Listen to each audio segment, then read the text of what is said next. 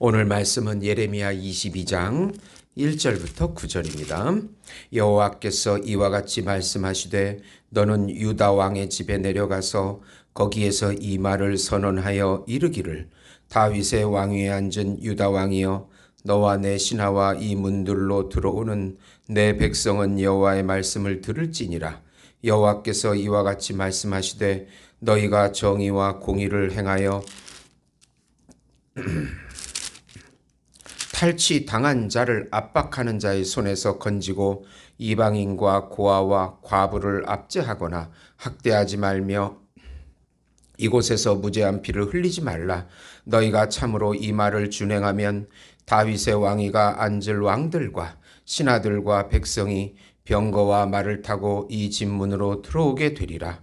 그러나 너희가 이 말을 듣지 아니하면 내가 나를 두고 맹세하노니 이 집이 황폐하리라. 여호와의 말씀이니라. 여호와께서 유다 왕의 집에 대하여 이와 같이 말씀하시니라. 내가 내게 길르앗 같고 레바논의 머리이나 내가 반드시 너로 광야와 주인이 없는 성읍을 만들 것이라. 내가 너를 파멸하는 자를 준비하리니 그들이 각기 손에 무기를 가지고 내 아름다운 백향목을 찍어 불에 던지리라. 여러 민족들이 이 성읍으로 지나가며 서로 말하기를 여호와가 이 큰 성읍에 이같이 행함은 어찌 됨인고 하겠고 그들이 대답하기를 이는 그들이 자기 하나님 여호와의 언약을 버리고 다른 신들에게 절하고 그를 섬긴 까닭이라 하셨다 할지니라. 아멘. 유다 왕에 대한 심판 예언이라는 제목으로 은혜를 나누고자 합니다. 사랑하는 성도 여러분, 기독교는 관계의 종교입니다. 도덕과 윤리의 종교가 아닙니다. 도덕과 윤리가 관계보다 앞서지 않는다는 뜻입니다. 하나님과의 관계가 올바로 된다면 반드시 바른 도덕과 바른 윤리의 삶이 나오게 되어 있습니다. 하나님께서는 의로우신 하나님이시고 거룩한 하나님이시기 때문입니다. 우리가 도덕과 윤리를 하나님의 관계보다 더 주장한다면 그것은 하나님의 거룩과 의 속에서 나온 것이 아니기 때문에 자신의 공로가 되고 그 공로는 하나님 앞에 가치가 없습니다. 그렇게 할수록 사람들이 하나님의 관계를 멀리하고 자신의 도덕과 윤리를 강조할 때 결국 타락하게 되는 것입니다. 하나님께서는 예수님께서 나는 포도나무요 너희는 가지니라 하시면서 포도나무에 붙어 있을 때 가지가 붙어 있을 때 자연스럽게 포도 열매를 맺게 되는 것입니다.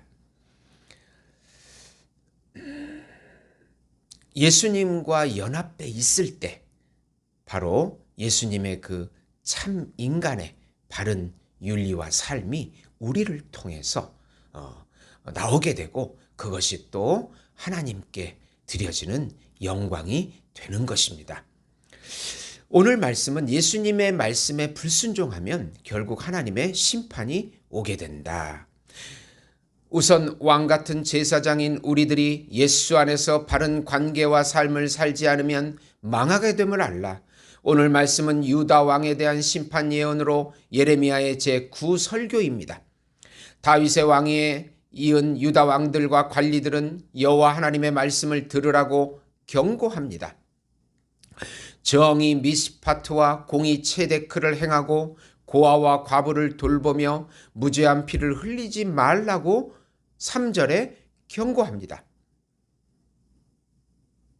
이 말씀을 순종하면 왕위가 보존되어 번영하지만 그렇지 않으면 유다 왕의 집이 황폐하게 되리라고 경고하십니다. 파멸자를 준비하셔서 아름다운 백향목을 찍어버릴 것이라고 경고하십니다. 그리고 이방인들이 이 민족이 망한 이유가 여호와의 언약을 버리고 이방신들을 섬긴 까닭이라고 말하게 될 것이라고 예언합니다. 신명기 29장 24에서 26절 신명기에 대한 예언이 바로 여기까지 이어지고 있습니다. 하나님 말씀과 분리되면 악의 열매를 맺게 됩니다. 인간이 탐심이 있기 때문입니다. 우리는 왕 같은 제사장입니다. 우리도 예수 안에서 바른 관계의 삶을 살지 않으면 결국 열매 없는 삶이 나오게 됩니다. 자기중심적이고 자기 지혜적이고 자기 영광적인 삶이 나올 뿐입니다. 기독교는 단지 도덕 종교가 아니고 예수님과 연합되어 예수님과 깊은 교제를 누리는 그런 진리입니다. 두 번째로 하나님의 말씀을 버리고 자기 욕심을 따라간 지도자들의 비참한 종말을 맞이함을 알라. 아버지 요시야 왕의 길을 가지 않는 살루망과 여호와김 왕의 비참한 죽음을 예레미야는 예언합니다. 요시야의 죽음으로 이어 왕이 된 살루망, 이 살루망은 여호아스입니다. 3개월을 통치하고 애굽으로 끌려가는 수치를 당하게 됩니다. 그리고 거기서 종말을 맞이하게 됩니다. 12절 보시면 잡혀간 곳에서 그가 거기서 죽으리니 이 땅을 다시 보지 못하리라. 그를 이어 왕이 된 여호와김 왕은 백성을 이용하여 화려한 궁궐을 지었습니다. 그는 25세의 왕위에 올랐고 36세에 죽은 왕으로 자기 애가 강해 탐욕에 빠진 왕으로 묘사됩니다. 아버지 요시야 왕과는 달리 탐욕이 강하고 무지한 피를 흘리고 압박과 포악을 행했다고 17절에 말씀합니다. 결국 그는 예루살렘 밖으로 던져져서 나귀와 같이 매장당할 것이라고 19절에 말씀합니다. 비참한 종말을 맞이합니다. 하나님과 분리되면, 하나님의 말씀에 순종하지 않으면 자기 욕망을 따라가게 되고 결국 망하게 된다는 것을 이스라엘 역사는 우리에게 가르쳐주고 있습니다.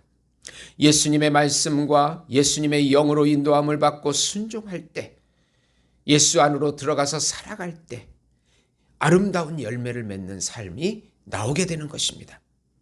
우리 주변에서 일어나는 수많은 악의 열매들을 보면 하나님과의 관계가 단절되었을 때, 그럴 때 나타나는 현상들인 것입니다. 그런 현상들을 바라보고 우리들은 많은 사람들이 하나님을 버렸구나, 하나님을 믿지 않는구나 라는 것을 깊이 깨달을 수가 있습니다. 우리 기독교인들이 더욱 반성하고 회개해서 하나님 예수 안으로 들어가서 빛의 사명을 감당해야 하는 것입니다. 세 번째로 예수님의 말씀에 불순종한 예루살렘은 결국 비참한 종말을 맞이하게 된다. 예레미야는 예루살렘을 언급하면서 불순종이 습관화되었다고 말합니다. 수치와 욕을 당하게 되니 가련하다고 하십니다. 그리고 고니야 왕 여호와긴에 대해서도 비참한 예언을 합니다. 바벨론에 끌려가게 되는데 그의 어머니 누수단과 함께 거기서 죽게 된다고 하십니다. 그의 7명의 모든 자녀들도 왕위를 이어가지 못한다고 예언합니다. 우리 삶도 우상적인 부분을 회개하고 하나님의 말씀에 비추어 날마다 개혁해야 합니다. 매 순간 말씀 앞에 어린아이가 되어서 내 경험과 내 힘과 내 능력을 의지하지 아니하고 예수님만으로 들어가서 예수님의 말씀과 영을 따라 갈 때, 개혁해 나갈 때, 순종할 때 하나님께서 우리 나라와 우리 가정과 우리 교회에 아름다운 열매를 맺게 해주시는 것입니다.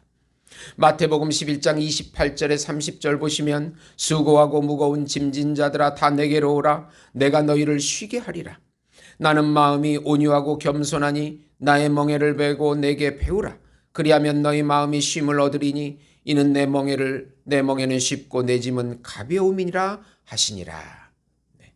사랑하는 성도 여러분, 지금 이 위기의 순간에 우리가 해야 될 일은 예수님과의 관계를 다시 정립하는 것입니다. 내가 정말 예수님을 의지하고 살아왔는지 우리의 동기를 점검하고 어린아이와 같이 예수님 안에 들어가서 다시 관계를 회복할 때 하나님께서 이 나라를 살려주시고 교회를 살려주시고 가정을 살려주시는 것입니다.